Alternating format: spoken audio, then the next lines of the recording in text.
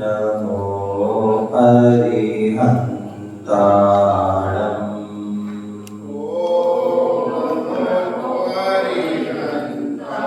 ॐ नमो सिद्धिसिद्धाणम्।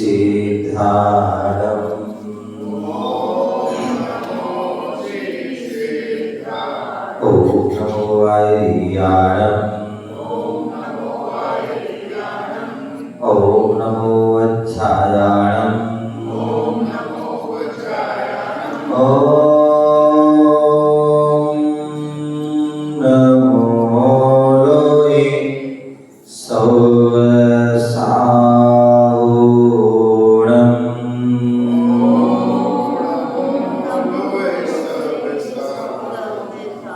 ध्यानापवन्दा प्रवेदे निहत्य कर्मा प्रकृति समस्ता मुक्ति स्वरूपं पदवी प्रवेदे तं संभवनो महानुरागा गुणानां विस्तरं वक्षे स्वभावानां तथैव च पर्यायानां विशेषेणे नत्वा वीरं जिनेश्वरम्। गुरुवामान्तिनो नित्यं ज्ञानदर्शननायका चारित्राणो गम्भीरा मोक्षमार्गोपदेशिका मोक्षमार्गोपदेशिका मोक्षमार्गोपदेशिका। अनंतानंद सिद्ध परमेष्ठी भगवान की। आप लोग बड़े भुलक्कड़ हो, क्या बोले? भुलक्कड़ और घुमक्कड़ हो। कैसे हो? भुलक्कड़ हो और घुमक्कड़ हो। भूल जाते जल्दी और घूमते भी खूब रहते हो, तो भूलना नहीं, ठीक है ना? तो याद रखें, क्या मैंने बताया था आपको कहाँ जाना है? नीचे ऊपर कहाँ जाना है आपने बताया? सेक्टर 17 बने कहाँ जाओ? नीचे जाओगे ऊपर जाओगे? बाहर कहाँ होना चाहिए? ऊपर, सबके ऊपर। हाँ, जैसे मंदिर के ऊपर क्या होती है? मंदिर के ऊपर क्या होता है? शिखर के ऊपर क्या होता है? झंडा। हाँ, झंडा। झंडे की तरह हमारे होना चाहिए ऊपर, ठीक है ना? बोले आदिनाथ भगवान की, बोले चिंतामणि पारसनाथ भगवान की, शासक नायक भगवान महावीर स्वामी की, परम पूज्य आचार्य भगवान गुरुदेव विराट सगरी महाराज की, अहिंसामय विश्व धर्म की, तीर्थराज संवेद शिखर की।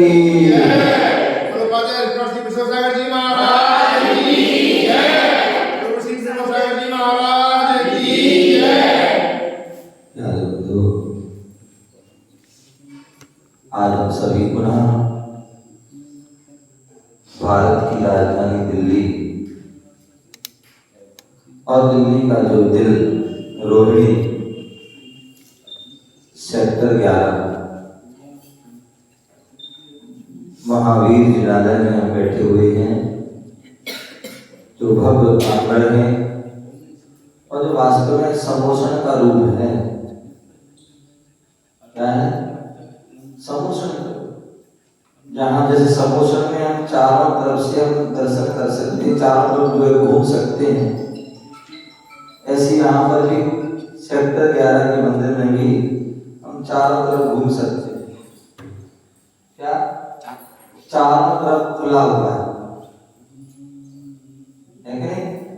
चारों तरफ से हम यहाँ भी खुला है, इस पूरब में भी, पश्चिम में भी, उत्तर में भी, दक्षिण में भी। तो ये पूरा एक समोषण है, भव्य जिनालय है। और इस भव्य जिनालय में बैठे हैं, समोषण बैठे हैं, और जब समोषण में बैठते हैं तो भगवान की वाणी खिलती है। और जब भगवान की वाणी खिलती है तो सभी जीवों का कल्याण के लिए उपदेश होता है, कल्याणकारी होती है। और समोषण लगता है तो भव्य जीव अपनी जो जिज्ञासा रखते हैं, भगवान की समझ जिज्ञासा। क्या करते हैं? जिज्ञासा। और प्रभु जो है उस जिज्ञासा का समाधान है। अभी एक भैया मेरे पास आए और बोले महाराज श्री अभिषेक ये क्या होता है, किसे कहते हैं, इसके करने से क्या फायदा है, इसके देखने से क्या फायदा है? अब ये क्रियाएं थोड़ी बंद कर दो तो अच्छा रहेगा। ये माला पूजा, नहीं तो पूजा करते करते पूरी जिंदगी निकल जाती है लेकिन उसका लाभ कुछ नहीं हो पाता। तो इसलिए थोड़ी देर के लिए पूजा या माला आदि सब जो तत्व का चिंतन है, जिनवाणी की जो है वाणी को सुने तो उससे कल्याण होगा। आज तक जितने भी जीवों का कल्याण हुआ किससे हुआ? जिनवाणी से, जो जिनेंद्र की वाणी मुनियों के मुख से सुनते हैं, श्रद्धा भक्ति से उनका कल्याण हो जाता, अन्यथा वह संसार में ही भटकते। तो मैं बता रहा था कि वह कृष्ण ज्ञान की भगवान अभिषेक क्या है, अभिषेक किसका किया जाता है, अभिषेक कब कब होता है, उसका क्या लाभ है। बहुत सुंदर प्रश्न था। जब प्रश्न अच्छा होता है तो उसका जवाब भी अच्छा होना चाहिए, जिससे कि लोग उससे जुड़ सकें, जिससे उसको जान सकें, जिससे उसको जो है समझ सकें। बोले अभिषेक क्या है, अभिषेक किसका होता है? प्रक्षालन भी कहते हैं, तो प्रक्षालन लोग अभिषेक को क्या कहते हैं? प्रक्षालन भी कहते हैं। बोले हम जो है साक्षात भगवान तो नहीं है, लेकिन जो भगवान की मूर्त है उस मूर्त का प्रक्षालन करते हैं। जो जैन भगवान है, अनंत भगवान है, जो गुणों से संपन्न है, ऐसी उस प्रतिमा का जो है हम क्या करते हैं? प्रक्षालन करते हैं। बहुत से लोग कहते हैं कि अब इसलिए प्रक्षालन करते हैं भगवान की धूल दूर हो जाए, हैं? क्या ध्यान रखिए, भगवान ने तो अपनी धूल कर्म रूपी धूल दूर कर ली, तुम क्या करोगे? तुम्हारी इतनी शक्ति क्या, तुम्हारी इतनी मजाल क्या, तुम इनकी धूल दूर कर पाओगे? वो तो उन्होंने स्वयं कर ली। क्या?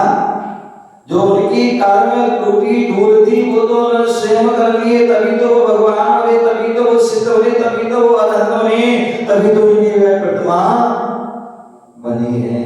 तो इसकी उनकी धूल नहीं। तुम जो प्रक्षालन कर रहे हो नीरज बाबू, जो तुम प्रक्षालन कर रहे हो भगवान की धूल अलग करने के लिए नहीं कर रहे हो। अंतर बोल क्या करना भगवान धूल करने, और भगवान की धूल अलग करने के लिए नहीं कर रहे। अब तो जो हमारे अंदर, जो हमारी आत्मा में कर्म रूपी धूल लगी है, उस कर्म रूपी धूल को जो है क्या कर रहे हैं? कर्म रूपी धूल को जो है दूर करने के लिए क्या कर रहे हैं? भगवान का अभिषेक कर रहे हैं, उनका प्रक्षालन कर रहे हैं, जिससे कि जो है हमारे उनके माध्यम से हमारी कर्म दूर दूर। अच्छा ये बताइए, लगभग सभी लोग जैन हैं और जैन को बनिया कहा जाता है, मतलब व्यापारी है। और जो व्यापारी होता है तो उसकी तराजू होती है, तराजू होती है ना, जानते तराजू? तुला। तराजू से क्या होता है नरेंद्र जी? अरे कैसे नहीं, बिना तराजू काम ही नहीं हो सकता। तराजू तो है, वो बात अलग है कि वो बात नहीं है, वो इलेक्ट्रिक आ गई है, बिना उसके तो काम ही, सोना चांदी कहीं भी चले जाओ, तराजू बिना तो काम ही नहीं हो सकता है। समझ गए ना? तराजू तो है, बस का जो है नहीं, तो वो तराजू का मतलब होता है कि जिससे जो है तुला वाला, जिसका तोला जाए, तुला को ही तराजू कहा जाता है, जिससे तोला जाए वो तराजू है। अब वो चाहे इलेक्ट्रिक के माध्यम से तोला जाए और चाहे वो हाथ में लेके तोला जाए, ठीक है, तो वो तुला है। तो तराजू बोले कहते हैं, तराजू से जो क्या करते हैं, हमारे जो अन्वय विनिमय होता है, हम वस्तु को लेते हैं और जब लेते हैं तब भी तोल के लेते हैं और जब देते हैं तो भी तोल के देते हैं। तो वो तराजू होती है। लेकिन ध्यान रखना, तराजू किसी को कुछ नहीं देती।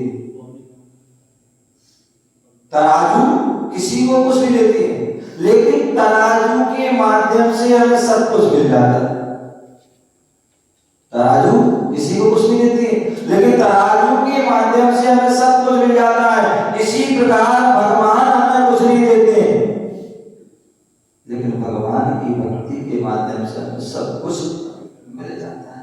तो इसलिए भगवान की जो प्रतिमा का प्रक्षालन कर रहे हैं, अभिषेक कर रहे हैं, तो वह जिससे हमारे कर्मों का क्षय हो, कर्म जो है क्षिप्त हो, नष्ट हो, ऐसा वो अभिषेक है। और ऐसे अभिषेक के लिए कहा गया है, शास्त्रों में उल्लेख मिलता है कि वह भी कई प्रकार का होता है। एक जन्माभिषेक होता है। क्या होता है? एक जन्माभिषेक होता है। देखिए, आप देखिए, हम किसी अभिषेक करने के लिए कहा जाए तो बड़ा उसको लगता है पता नहीं कहां से कहां से है, या किसी को अभिषेक देखने के लिए कहा जाए तो ऐसा लगता है पता नहीं महाराज ने प्राण मांग लिए हो। कितनी महिमा है हमारे यहाँ अभिषेक देखने की, अपने करने की, हैं? बोले तीर्थंकर बालक है, और तीर्थंकर बालक का सौधर्मेंद्र जो है अभिषेक करता है। कहां पर करता है? सुमेरु पर्वत पर करता है, पांडुशिला पर करता है। और तीर्थंकर उस बालक का अभिषेक, पहला अभिषेक करने का क्या फल होता है? जो अभिषेक के बारे में जानते हैं तभी वह जो है उसके करने के भाव, जिन्होंने उसे देखने के भाव को लिया तभी वह नहीं देख पाते हैं, प्रमाण करते हैं, बहाने बनाते हैं।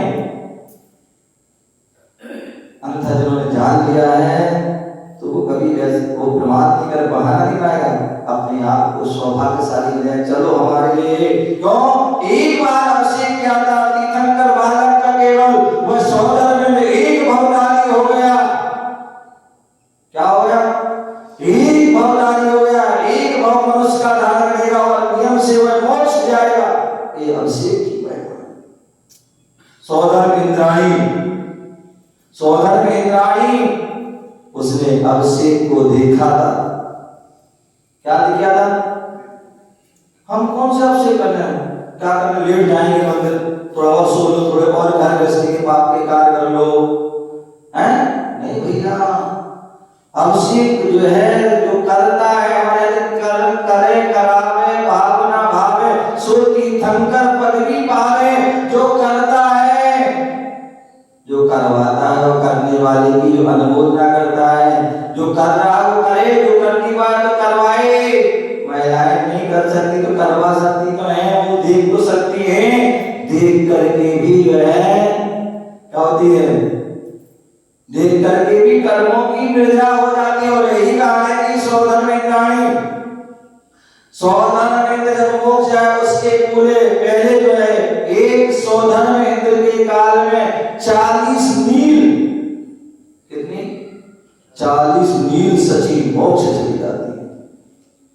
मनुष्य को याद सोचिए किसकी महिमा है? एक अभिषेक की।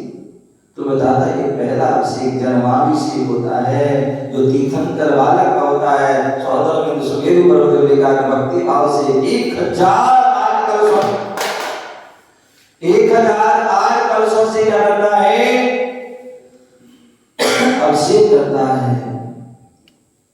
क्षीर सागर के जल से अभिषेक करता है। और कलश भी कोई छोटी मोटी नहीं, क्या बहुत बड़े। एक कलश जो है लगभग 96 किलोमीटर का, कितना बसियो चौड़ाई वाले, इतनी गहराई वाले, इतने मुख वाले, इतने पेट वाले आदि पढ़ते। तो क्या है? इतना बड़ा कलश है। एक कलश का एक नहीं, 1000। तो जन्माभिषेक भक्ति भाव से करते उसका प्रभाव बस कितने असंख्यात बड़ी कर्मों के लिए। दूसरा होता है राज्याभिषेक। कौन सा होता है? राज्याभिषेक। जब तीर्थंकर बालक युवा अवस्था को प्राप्त होते हैं तो उनको राजा बनाया जाता है और उस समय भी सौंदर्य का जो है अभिषेक करता है, वो राज्य अभिषेक। और तीसरा जो अभिषेक होता है, जब जो है वह राजा बैराग को प्राप्त होते हैं, दीक्षा को धारण करते हैं, और दीक्षा को धारण करते हैं तो उस समय उनका अभिषेक होता है, वो दीक्षाभिषेक होता है। क्या होता है? जैसे कोई व्यक्ति जो है राग में जाता है तब भी उसको क्या किया जाता है? मंगल स्नान कराया जाता है। क्या? जब राग मतलब शादी होती है तो क्या होता है? मंगल स्नान, हल्दी आदि कितने सारी क्रियाएं। तो उसी प्रकार जब दीक्षा लेता है तो कभी भी ये सारी मंगल क्रियाएं होती हैं तो दीक्षाभिषेक होता है। जब दीक्षा ले तो उससे पहले वह भी दीक्षा ले से करे, वो भी जो है पुण्य कार्य। और उसके बाद जो वह जो है दीक्षा लेते हैं केवल ज्ञान होता है और उसके बाद मोक्ष भी हो जाता है। और जब मोक्ष हो जाता है तो जो है हम भक्त हैं और भगवान की भक्ति करते हैं तो अभिषेक करते हैं। तो किसका करते हैं? प्रतिमा का करते हैं। और प्रतिमा का अभिषेक करते हैं तो वह प्रतिमाभिषेक क्या होता है? वह प्रतिमाभिषेक होता है। और वह प्रतिमाभिषेक करने से क्या होता है? उससे भी व्यक्ति असंख्यात गुणी कर्मों की निंदा करता है। क्या करता है? असंख्यात। शास्त्रों में कहा जाता है सौधर्मिंद्र एक भवतारी होता है। सौधर्मिंद्राणी की सची एक भवतारी होती है। लोकांतिक देव एक भवतारी होते हैं। और जो है सर्वार सिद्धि के देव वह भी एक अवतार। किस कारण से? बोले जो सौधर्मिंद्र भगवान अभिषेक दिख रहा है, पंच कल्याण में सम्मिलित हो रहा है, सौधर्मिंद्राणी की वह हो रही है।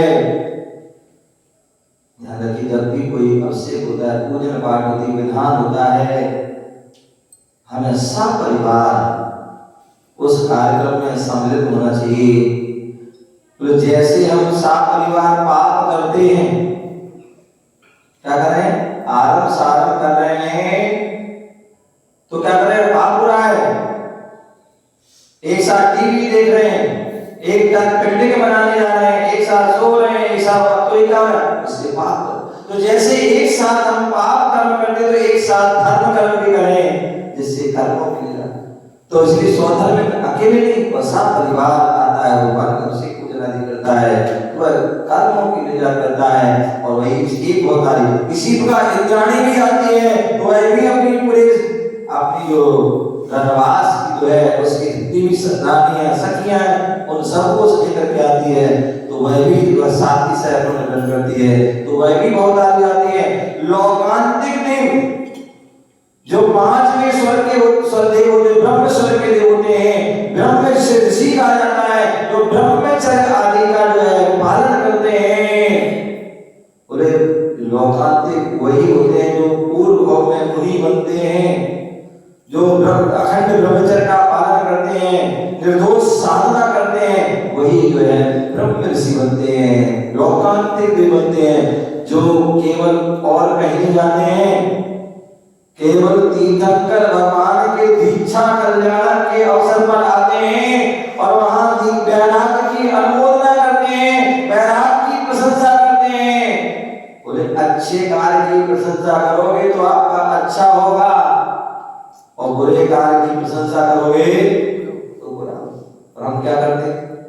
अधिकांश हम जो क्या करते हैं, सुबह से लेकर के शाम तक जो है बुरे काम की प्रशंसा तो करते हैं, लेकिन अच्छे काम की प्रशंसा नहीं। और होना ये चाहिए कि हम बुरे काम की प्रशंसा ना, अभी तो अच्छे कार्य की प्रशंसा करें तो हमारा अच्छा हो। तो उन्होंने अच्छी कार्य की प्रशंसा, बोले दीक्षा क्यों नहीं धारण कर पाता व्यक्ति? वैराग को धारण क्यों नहीं कर पाता? व्रत नियम संयम को धारण क्यों नहीं कर पाता है? क्योंकि उसने पूर्व भाव में ये धारण नहीं किया था, या जो है उसने कभी किसी की अनुमोदना नहीं की अच्छे कार्य की, इसलिए वह धारण नहीं कर पाता। बोले कभी भी कोई व्रत नियम संयम दे रहा है तो ना उसको कभी रोकना नहीं चाहिए, अभी तो उसको प्रोत्साहन देना चाहिए, उसकी अनुमोदना करना चाहिए। और अनुमोदना करने से उसको जो है वह क्या होता है, ये लाभ होता है। इसलिए वो लोकांत एक भवतारी जाते हैं और सर्वार्थ सिद्धि के देव भी एक भवतारी होते हैं। क्यों? क्योंकि उन्होंने भी जो है मुनि व्रत को धारण किया और मुनि व्रत को धारण करके कठोर साधना की, कठोर तपस्या की, निर्दोष अपने उसका व्रतों का पालन किया और पालन करके जो है थोड़ा सा उनके में जो है राग आ गया, थोड़ा सा कुछ जो है जिसके कारण जो है वह सर्वार्थ सिद्धि चले जाते हैं। लेकिन सर्वार्थ सिद्धि में भी कोई भोग विलास नहीं करते हैं देव होने पर, वहां पर भी तत्वों का चिंतन करते हैं। 33 सागर तक तत्वों का चिंतन करते हैं और 33 सागर तत्वों का चिंतन करके एक होता है करके जो है आगे भविष्य में मोक्ष की बात करते हैं। तो ऐसे जो है हम उस अभिषेक की जो है महिमा को जाने, प्रक्षालन की महिमा को जाने, देखने और करने की जो है भावना को जाने और हम जो है उस धर्म की क्रियाओं में अग्रसर हों, उन जो है अपने श्रावक की क्रियाओं में अग्रसर हों। हम श्रावक बने, हम मुनि आदि का बने और अपना आत्म कल्याण करें, तभी जो है हमारा हित होगा, तभी हम संसार से छूट पाएंगे। अंततः हम संसार में भटकते रहेंगे और भटकते दुख अनेक प्रकार के दुखों को भोगते रहेंगे। हम चाहते हैं कि कोई भी व्यक्ति संसार में ना भटके, कोई भी दुखों को ना भोगे, वह तो सुखों को भोगे। किसको भोगे? उत्तम सुखों को भोगे और उत्तम सुख को वही मिलेगा जो अच्छे अच्छे कार्य करता है। आप सभी को पता है कि जो है अष्टांग, वैसे तो श्रावक को प्रतिदिन अपने श्रावक के कर्तव्यों को पालन करना चाहिए, देव पूजा और गुरु पास स्वाध्याय संयम तप दान आदि करना चाहिए। दान पूजा मुखम सावयदमो, इस श्रावक के वो कर्तव्य उसको करना चाहिए और प्रतिदिन करे। और प्रतिदिन नहीं कर सकता है, ध्यान रखना, पर्व के दिन होते हैं। क्या होते हैं? पर्व के दिन होते हैं, चाहे वो अष्टमी चतुर्दशी की हो, चाहे वो 16 गान का हो, चाहे वो 10 लक्षण पर्व हो, चाहे वो अष्टांग का पर्व हो, इनमें विशेष विशेष आराधना करना चाहिए। अष्टांग का पर्व 17 तारीख से 24 तारीख तक जो आ रहा है, अष्टांग का पर्व में कहते हैं जो देवता लोग होते हैं वह नंदीश्वर द्वीप में जाकर विशेष नंदीश्वर के विधान आदि की अर्चना करते हैं। 52 चित्रालय के जो है जहाँ पर 108 रत्नमयी प्रतिमा है, 505 सवा 5 ऊंची ऐसी भव्य प्रतिमाओं का विशेष पूजन करते हैं। हम नंदीश्वर द्वीप तो नहीं जा सकते क्योंकि वो मनुष्य हैं और मनुष्य ढाई द्वीप के बाहर नहीं जाता है। तो इसलिए अपने अपने मंदिरों में अपने अपने सिद्ध क्षेत्र, अतिशय क्षेत्र, तीर्थ क्षेत्रों में जाकर के जो है अपने नगर के मंदिर में जाकर विशेष भक्ति आराधना करें, तो वह साथी सहयोग कार्य करती है। वह हम अपने जीवन में वह आपको मौका मिल रहा है और आपको यहाँ पर जो है सिद्ध चक्र महामंडल विधान यहाँ पर हो रहा है। तो मैं चाहूंगा कि आप सभी जो है उस विधान में बैठे और सिद्ध चक्र के माध्यम से सिद्धों की आराधना करें और सिद्धों के उन गुणों को जो है प्राप्त करने की और कर्मों को क्षय करने की भावना से वह विधान में जरूर बैठे। और या तो आपकी आप उंगलियों के नाम दोनों हाथ में जो है आपके जो लड्डू हैं और आपको विधान करने का तो मौका मिल रहा है। इसके साथ साथ देखिए बोले कहते हैं सिद्धों की आराधना करते हैं तो सिद्ध भूमि के दर्शन भी तो करो। हमारे जो दीपक जी और कमेटी की भावना हुई कि यहाँ सिद्धों की जो आराधना करेगा तो सिद्धों की भूमि मुक्तागिरी के दर्शन कराएंगे, बहुत सुंदर माना। और साथ साथ जो है मुक्तागिरी तो बहुत दूर है, उसके पास जो है जो संवेद शिखर जो हमारा झारखंड में वहां जाए बहुत अच्छी बात, लेकिन वहां नहीं जा सकते तात्कालिक तो जो है कम से कम लघु संवेद शिखर जो अनेक असावर जो मेरे सोनीपत में उसमें भी जो है यहाँ से जो विधान बैठने वालों को ले जाएंगे। ये निश्चित ही पवित्र भावना है, उनके लिए बहुत बहुत मंगल आशीर्वाद। आप सभी जो विधान में बैठे और साथ ही साथ पुण्य कार्य करें। यहाँ विगत लगभग 6-7 दिन से यहाँ पर आप सभी लोग सुन रहे हैं शांति धारा के माध्यम से और प्रवचन के माध्यम से, स्वाध्याय के माध्यम से, गुरु भक्ति के माध्यम से जो आपने सुना। अभी दीपक जी बता रहे थे, आप उसको सभी व्यक्ति अपने अपने मोबाइल, हम दिन रात मोबाइल चलाते हैं और यहाँ वहाँ की बातें करते हैं, यहाँ की चीज देखते हैं, लेकिन अब आपके उस मोबाइल में क्या करना है, यूट्यूब चैनल श्री अनेकांत धाम मंदिर, उसको सब्सक्राइब कर लेंगे, बेल दबा ऑल कर लेंगे, जिससे कि आपको यहाँ जो भी कार्यक्रम हुए वो सारी क्रियाएं आपको देखेंगे। जो सेक्टर 16 में हुए, संत नगर में हुए, जो आगे 20 में आगे जहाँ जहाँ जाएंगे वहाँ जो क्रिया होगी वो सबको आपको जो है देखने का आपको मौका मिलेगा। आप महाराज के साथ तो नहीं जा सकते, कोई तैयार हो तो बता देना, कोई महाराज के साथ तो नहीं जा सकते, लेकिन महाराज के साथ हम पल पल रह सकते हैं। इसके माध्यम से श्री अनेकांत धाम मंदिर चैनल को सब्सक्राइब करेंगे तो सारी चीजें आपको देखने को प्रतिदिन शांति धारा, प्रतिदिन संगीता जी यहाँ शांति धारा में देख पाओ, मोबाइल में सब्सक्राइब कर लेना तो वहां देख लेना, ठीक है ना। प्रवचन में सुन पाओ तो उस चैनल को सुन लेना, गुरु भक्ति की सुन पाओ उसमें सुन लेना, ठीक है। आहार ना दे पाओ उसमें देख लेना, लेकिन उतने तक सीमित नहीं रहना, प्रयास प्रोत्साहन ये भी करना कि हम साथ साथ भी कर सकें, क्योंकि साथ साथ में हमारी जो है विशेष कर्म की लीला होती है। आप सभी के लिए बहुत बहुत कलवासीवान, आप सभी ने इतने दिन जो है बड़े भक्ति भाव से सुना, आए और समय दिया, और आगे भी ऐसी जो है समय देते रहेंगे और अपने जीवन को सार्थक बनाएं। आप सभी मंगल आशीर्वाद। कल प्रातःकाल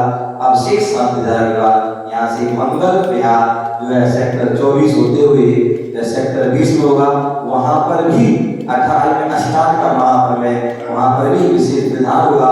तो जो यहाँ बैठे अच्छी बात बैठना चाहिए, और जो नहीं बैठ पाए वहां पर भी बैठ सकते हैं और पुण्य कार्य कर सकते हैं। जय बोलो महावीर भगवान की।